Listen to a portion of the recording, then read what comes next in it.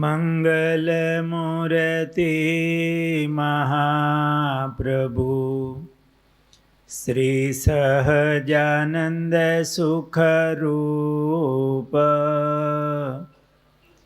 ભક્તિ ધર્મા સુત શ્રી હરિ સમરું સદાય અનુપ.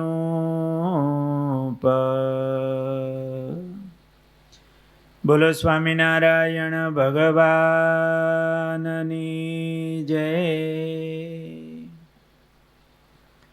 એક રહે છે પ્રભુજી પાસ, સર્વે તોડી જગતની આશ. એહ સાંખ્ય યોગી સહુ જન, ભાવે કરે હરિનું ભજન. કહું પ્રભુ તણા પાર્ષદ, જેને કામ ક્રોધ નહીં મદ. મોટા મુક્ત છે મૂળજી નામ, વરણી રાટ જન જે રામ. નિષ્કુળાનંદ સ્વામી લખે કે મહારાજના પાર્ષદ, જેમાં કામ ક્રોધ નહીં મદ, મોટા મુક્ત છે મૂળજી નામ, વરણી રાટ જન જે રામ. એટલે મૂળજી બ્રહ્મચારી અને જેરામ બ્રહ્મચારી. એમાં મૂળજી બ્રહ્મચારી એ તો બ્રહ્મચારી મહારાજ હતા, છતાંય નિષ્કુળાનંદ સ્વામી લખ્યું, કહું પ્રભુ તણા પાર્ષદ. મહારાજની ભેળા જ હોય, જેનામાં કામ ક્રોધ મદ એ છે નહીં. મહારાજમાં પ્રીતિ અને સેવાનું જબરું અંગ. મૂળજી બ્રહ્મચારી મહારાજના પ્રસંગો આપણે સાંભળીએ છીએ.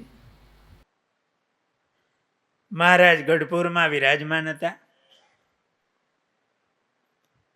મૂળજી બ્રહ્મચારી મહારાજે વંતાક એટલે રીંગણાનું શાક અને બાજરાનો રોટલો કર્યો હતો.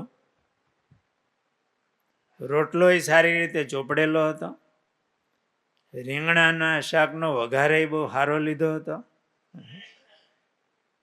સારા ઘીમાં વઘાર્યું છે. અને મહારાજને સંભાળી અને બ્રહ્મચારી મહારાજ જમવા બેઠા હતા.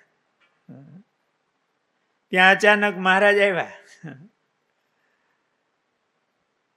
બ્રહ્મચારીને કીધું કે બ્રહ્મચારી આ શું કર્યું છે? બ્રહ્મચારી બોલ્યા, મહારાજ શાક ને રોટલો કર્યો છે. મહારાજ કે અમને આપશો?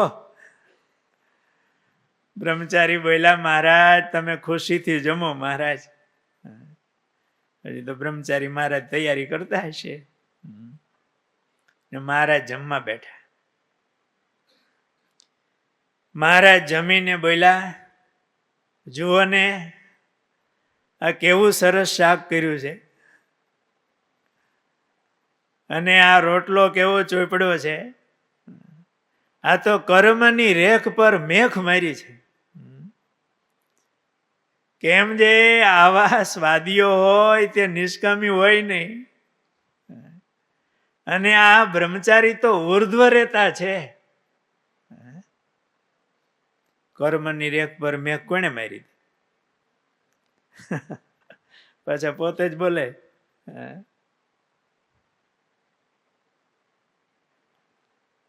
કે આ બ્રહ્મચારી મહારાજ આવું જમે અને છતાંય ઉર્ધ્વ રહેતા છે.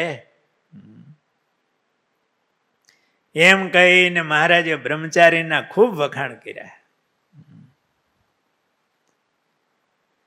મૂળજી બ્રહ્મચારી મહારાજ રસોઈ કળામાં પણ નિપુણ હતા, ભોળા હતા, પણ મહારાજને જમાડવાનો ભાવ હતો ને એટલે મહારાજનો થાળ સરસ બનાવે, મહારાજને જમાડે. મહારાજને દરરોજ નવા નવા થાળ બનાવી અને આ બ્રહ્મચારી મહારાજ મહારાજને પ્રેમથી જમાડતા.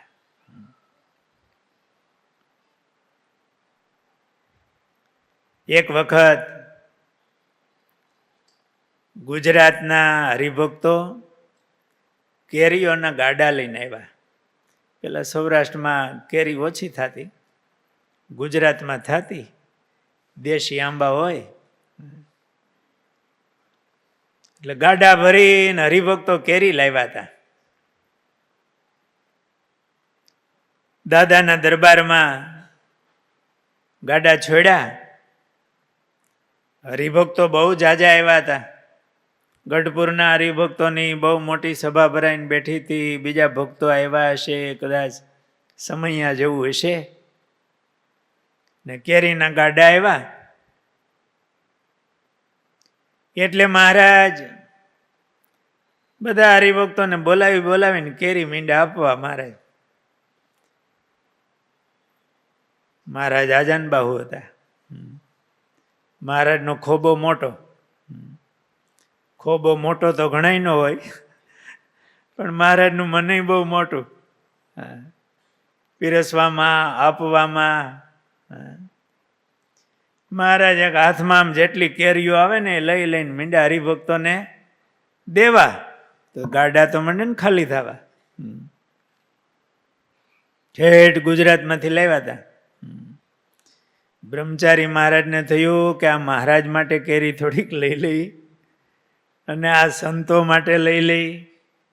ગાડા ઘણા હતા, આ બાજુથી મહારાજ આપતા હતા ને, ટોપલા મગાવી પાછળના ગાડાઓમાંથી બ્રહ્મચારી મહારાજે થોડાક બીજા બ્રહ્મચારીઓને બોલાવ્યા, ટોપલા ભરીને ઓરડામાં મીંડા મૂકવા વાંહેથી. આ બાજુથી મહારાજ બધાને આપતા જાય ને પાછળથી બ્રહ્મચારી મહારાજ વ્યવસ્થા કરે. ત્યાં બધાને મહારાજે કેરી આપી, ત્યાં કેરી તો ખાલી થઈ ગઈ. ગુજરાતના હરિભક્તો એ મહારાજને હાથ જોડ્યા, મહારાજ આ કેરી તો અમે તમને તથા સંતોને જમાડવા માટે લાવ્યા હતા. મહારાજે તો હરિભક્તોને આપી દીધી. અમે તો મહારાજ તમને અને સંતોને જમાડવા લાવ્યા હતા. મહારાજ કે તમે પહેલા કીધું હોત ને તો રસ રોટલીની રસોઈ કરત અને અમે જમત ને સંતોને જમાડત, પણ તમે પહેલા કીધું હોત તો થાત. ત્યાં બ્રહ્મચારી મહારાજ આવ્યા કે મહારાજ તમારી તથા હરિભક્તોની ઈચ્છા હું પૂર્ણ કરીશ.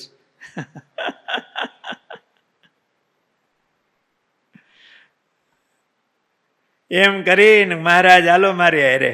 મહારાજનું કાંડું ચાલી અને મહારાજને લઈ ગયા ઓરડે અને જોયું તો કેરી ઘણી હતી. મહારાજ કે તમે બહુ સારું કર્યું.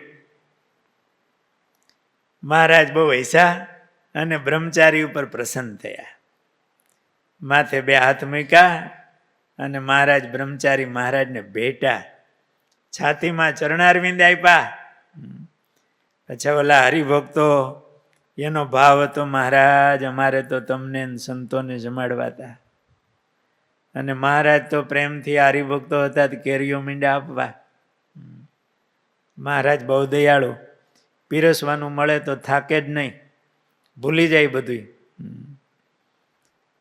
પણ બ્રહ્મચારી મહારાજને થયું કે આ સંતો રહી ગયા, પણ આમ રાખીને કેરી એટલે મહારાજ બ્રહ્મચારી ઉપર બહુ રાજી થયા. આવી રીતે મહારાજની મરજીને, અનુવૃત્તિને બ્રહ્મચારી મહારાજ જાણતા અને મહારાજને ખૂબ રાજી કરતા.